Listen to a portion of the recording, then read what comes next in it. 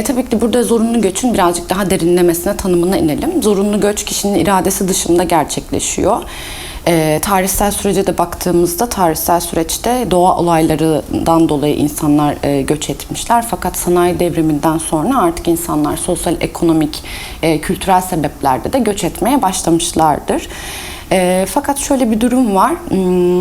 İradi göçten farklı olarak zorunlu göçte kişi varlık alanından zorunlu olarak bir koparılma durumunda kalıyor ve tabii ki de bu sosyal, ekonomik ve kültürel birçok yara almasına sebep oluyor.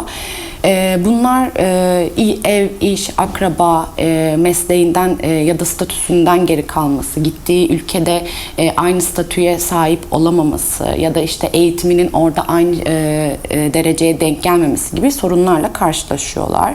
Aynı zamanda tabii ki de duygusal sebeplere de baktığımızda işte tanıdık mekanlar, insanlar, ortamlar bunların hepsinden bir kopuş yaşıyor ve kodları da çok belli olmayan ilişkilerin içine girmiş bulunuyor. Dolayısıyla bu anlamda zorunlu göç ruhsal açıdan çok çok riskli bir durumdur.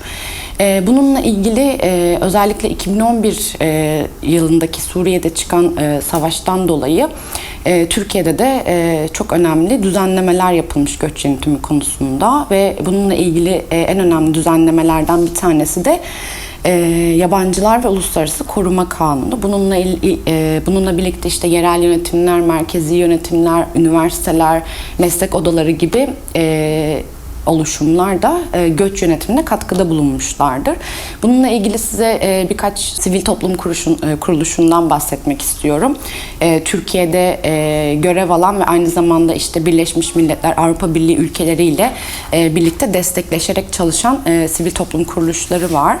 Bunlardan bir tanesi Türkiye İnsan Hakları Vakfı, İnsan Hakları ve Mazlumlar İçin Dayanışma Derneği, Helsinki Yurttaşlar Derneği, Dünya Sağlık Örgütü, Uluslararası Af Örgütü, Türkiye Kızılayı Derneği, Sığınmacılar ve Göçmenlerle Dayanışma Derneği, en önemli de hukuki destek veren Mültecilerle Dayanışma Derneği var.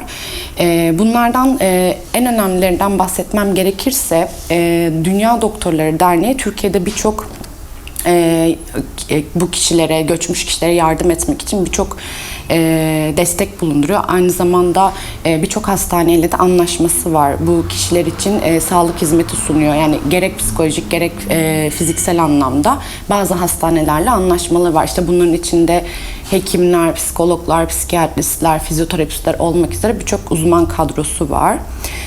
Onun dışında İOM'dan bahsetmek isterim. İOM'da Uluslararası Göç Örgütü birçok ilde merkezleri bulunmakta ve aynı zamanda psikolojik destek birimleri var. Bu destek birimlerinde haftalık toplantılar, özellikle çocuklar için yapılan psikodrama çalışmaları, göçle ilgili çalışmalar yürütüyor bu dernek. Bunlar çalışan en önemli derneklerden birkaçı.